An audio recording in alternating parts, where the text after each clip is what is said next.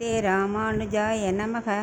பூமன்னு மாது பொருந்திய மார்பன் புகழ்மலிந்த பாமன்னு மாறன் அடிபணிந்து உய்ந்தவன் பல்கலையோர் தாம் மன்ன வந்த இராமானுசன் சரணாரவிந்தம் நாம் மன்னி வாழ நெஞ்சே சொல்லுவோம் அவன் நாமங்களே. இன்றைக்கி ஸ்ரீ ராமானுஜர் திருநட்சத்திரம், அதனால் திருவரங்கத்தமுதனார் அருளி செய்த அந்த ஒரு பாசுரத்தை சொல்லிவிட்டு இன்றைக்குள்ள திருக்கோளூர் பெண்பிள்ளை ரகசியத்தை பார்க்கலான்னு நினச்சேன். திருக்கோளூர் பெண்பிள்ளை ரகசியத்தில் இன்றைக்கி 8வது வாக்கியம் என்னென்னா, தந்தை எங்கே என்றேனோ துருவனை போலே. துருவன் எல்லாருக்கும் சரித்திரம் அந்த கதை தெரியும், ஆனால் கொஞ்சம் சுருக்கமாக சொல்லலான் இருக்கேன். அந்த பெண் பிள்ளை ராமானுஜர்கிட்ட சொல்லின்னு இருக்கா, தந்தை எங்கே என்றேனோ துருவனை போலே. அந்த குழந்தை 5 வயசு குழந்தைக்குள்ள அந்த வைராகியம் எனக்கு இல்லையே அப்படின்னு அவள் ஆரம்பிக்கிறாள். என்னன்னா, சுவாயம்பு மனுவோட பையன் உத்தானபாதன், அவனுக்கு 2 மனைவி, சுனீதி சுருச்சி. இந்த சுனீதியோட பையன்தான் துருவன். இன்னொன்று சுருச்சியோட பையன் பேர் உத்தமன். அந்த குழந்தைகள் எப்போவுமே எல்லாருக்குமே குழந்தைகளுக்கு எப்போவுமே அம்மா அப்பான்னா ரொம்ப பாசம் இருக்கும் இல்லையா. ஸோ அந்த குழந்தை என்ன பண்ணிட்டு ஒரு நாளைக்கு உத்தமன் சின்ன குழந்தை, அது அவள் அப்பா மடியில் உத்தவனபாதன் மடியில் உட்காந்து விளையாடிட்டு இருக்கும்போது, துருவனும் 5 வயசு தானே. ஸோ அவனும் என்ன பெரிய குழந்தையெல்லாம் இல்லையே. ஸோ அவனுக்கும் ஒரே ஆசையாக இருக்குது, நம்மளும் இந்த மடியில் உட்காரணும்னு. உடனே அவன் என்ன பண்ணால் ஓடி அப்பா மடியில் உட்கார வந்தான். எல்லாருக்குமே என்ன பண்ணும், நீதி பிடிக்காது, ருச்சி பிடிக்கும் இல்லையா. அது மாதிரி உத்தானபாதனுக்கு சுருச்சியை பிடிக்கிற அளவு சுனிதியை பிடிக்காது. அவன் என்ன பண்ணால் உடனே சுருச்சி அந்த துருவனை மடியை விட்டு இறங்க சொல்லி, இங்கே பாரு, நீ இதில் இங்கே அப்பா மடியில் உட்காரலாம் முடியாது, உட்காரணுமானா நீ அதுக்கு என் வயத்தில் பிறக்கணும், போ பகவான்கிட்ட போய் ப்ரே பண்ணு, மறுபடியும் வயத்தில் பிறந்து வா, அப்போ தான் நீ இது அப்பா மடியில் உட்காரலாங்கிறான். அப்படின்னா என்ன அர்த்தம், நீ இங்கேருந்து கிளம்பி போ, ப்ரே பண்ணி கிளம்பு அப்படின்னு அர்த்தம். ஜென்மா விட்டுக்கு போங்கிற அளவுக்கு இன்டைரக்டாக சொல்கிறா. அந்த குழந்தைக்கு உட்காராதன்னு சொன்னது தான் புரிஞ்சுது, மற்றெல்லாம் புரியாது. உடனே அதை அழுதுண்டே அவள் அம்மா கிட்ட வருது. ஆனால் சுனிதி அதெல்லாம் மனசெல்லாம் கலங்கவே இல்லை, அவள் எப்போவுமே ஹரிநாமந்தான். ஸோ அவள் சொல்கிறா, பாரு பகவான் பார்த்துப்பாருங்கிற நம்பிக்கை வச்சுக்கோ, சித்தி என்ன கரெக்டாக தானே சொல்லியிருக்கா, இந்த உடம்புள்ளப்பா தான்ப்பா இது ஆத்மஸ்வரூபமாக இல்லை, ஜகத்துக்கே பிதா இருக்காரே.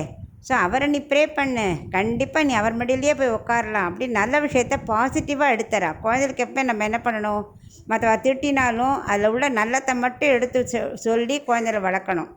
அதே மாதிரி அவள் பகவான்கிட்ட தானே ப்ரே பண்ண சொன்னா, போ நீ போய் பகவானை ப்ரே பண்ணி நீ அடைஞ்சிடுவ, நீ உனக்கு அந்த பாதை அவரோட இதுவே கிடைக்கும், மடியே கிடைக்கும் அப்படின்னு சொல்லி அனுப்புகிறான். எப்படி நான் கண்டுபிடிக்கிறது அப்படிங்கிறா. இல்லை, நீ ஒரு குருவை தேடிப்போ, குரு உனக்கு கிடைப்பார், நீ ஸ்ரீஹரி நாமத்தை சொல்லிகிட்டே போ, உனக்கு ஒரு குரு கிடைப்பார் அப்படிங்கிற. அதே மாதிரி ப்ரே பண்ணி போகிறான். நாரதர் வழியில் பாடுறார். அவர் எவ்வளோ சொல்லி இந்த குழந்தையோட திருடமான இதில் கிடைக்கல, போக மாட்டேன்றது, திருப்பி நான் நாட்டுக்கெலாம் போக மாட்டேன், எனக்கு ஸ்ரீஹரியை தான் பார்க்கணும் அப்படின்னோடனே அவர் மந்திரோபதேசம் பண்ணுறார்.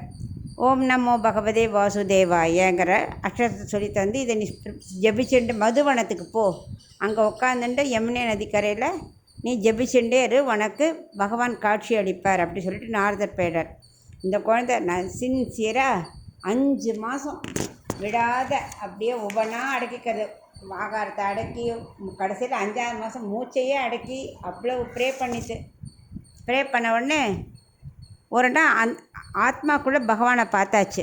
அப்படியே ரொம்ப சந்தோஷமாக பார்க்கும்போது எழுத்தாப்புலே நாராயணன் வந்துட்டார். ஆனால் கண்ணையே திறக்கலை, பார்த்தார். இந்த குழந்தை கண்ணை திறக்கணுமானா நம்ம என்ன பண்ணணும், அந்தராமியாக இருக்கிற நம்ம உடம்பை உள்ளே இருக்கிற நம்ம அவன் கண்ணுலேருந்து மறைச்சிடணும் அப்படின்னு சொல்லிட்டு உள்ளே இருக்கிற தன்னோட சுரூபத்தை மறைச்ச உடனே குழந்தை, ஐயோ நாராயணா எங்கேன்னு தேடுறது. கண்ணை திறந்து பார்த்தா எழுத்தாப்புல ஜெகஜோதியாக ஸ்ரீ பாதாரவிந்தத்துலேருந்து ஃபுல் தர்ஷனம் அவனுக்கு கிடைக்கிறது. அசந்து போய்த்து குழந்தை. அப்படியே நான் என்ன சொல்லணுன்னே தெரியாமல் பிரமிச்சு நிற்கும்போது நாராயணன் என்ன பண்ணுறார், தன்னோட சங்கத்தால் அந்த கண்ணத்தை தடவை அப்படியே அதுக்கு யோ அந்த பவிஷ்யன்னு ஸ்லோகத்தை மடமடான்னு சொல்கிறது. 36,000 வருஷம் உலகத்தை வாழ்ந்துட்டு வா, உனக்கு மோட்சபதம் கொடுக்குறேன் அப்படின்னு சொல்லிவிட்டு நாராயணன் கிளம்பிடுறார். அந்த குழந்தை 36,000 வருஷம் ஆண்டது. அந்த அளவுக்கு அதுக்கப்புறம் என்ன பண்ணுது அவனுக்கு பதமே கிடச்சது, துருவ பதமே கிடச்சிது. அது தனி நட்சத்திரம், அது இன்றைக்கும் நமக்கு தெரியும் துருவ நட்சத்திரம்னு. அவ்வளவு ஸ்பெஷலான பதவியே அவனுக்கு கிடச்சிது. அது எதுனால? அம்மா சொன்ன திருட பக்தி, இப்படி உபன்யாசம் பண்ணு உபாசனம் பண்ணுன்னு சொன்னதுனால. அதை குழந்தை அப்படி கேட்டது. அம்மா சொன்னால் எல்லா குழந்தையும் கேட்குமே, அம்மா நல்லது தான் சொல்லுவான்னு எல்லாருக்கும் தெரியுமே. ஸோ அந்த குழந்தையும் அதை தீவிரமாக நம்பி இந்த லௌகிக்கத்தை வாழ்ந்துட்டு இருக்கக்கூடாதுன்னு அப்படி ஞானம் பறந்ததே. அந்த ஞானம் எனக்கு இல்லையே. அந்த 5 வயசு குழந்தைக்கு இந்த திடமான நம்பிக்கையும் ஞானமும் பக்தியும் எனக்கு இல்லையே. அது ஸ்ரீஹரி எங்கேன்னு தேடி போய் அப்படி ப்ரே பண்ணித்தே. அந்த பக்தி என்கிட்ட இல்லையேன்னு தான் இந்த திருக்கோளூர் பெண் பிள்ளை ராமானுஜர்கிட்ட சொல்லின்னு இருக்கார். நம்மளும் என்ன பண்ணணும்? அந்தர்யாமியான பகவானை தான் நினைக்கணும். இந்த லௌகிக உலகத்தில் ரொம்ப மனசை அலைய விட்டு ஆசையை வளர்த்துக்கூடாது. இதுக்கு ப்ரே பண்ணுறேன், அது வேணும்னு ப்ரே பண்ணுறேன்னு அதுக்கு ஆசைப்படக்கூடாது. பகவானை எப்போ அடையவும் அவர் எப்போ நமக்கு காட்சி கொடுப்பார், அந்த இதை நினச்சி நம்ம பகவானையே நினச்சிட்டு எப்போவும் ப்ரே பண்ணிட்டு இருக்கணும். அப்படிங்கிற திடமான பக்தி ஞானம் நம்ம வளர்த்துக்கணும்னு தான் இந்த இதுலேயும் தெரிஞ்சுக்கலாம். இதைத்தான் இந்த திருக்கோளூர் பெண் பிள்ளை சொல்கிறா. தந்தை எங்கே என்றேனோ துருவனை போலே. அந்த பக்தி இல்லை, அப்புறம் நான் எங்கே இருந்தால் என்ன, மேட்டில் இருந்தால் என்ன, காட்டில் கிடந்தா என்ன, எனக்கு அந்த பக்தி இல்லை, நான் எங்கே இருந்தால் என்ன பிரயோஜனம், அதனால் நான் கிளம்புறேன் அப்படிங்கிறான்.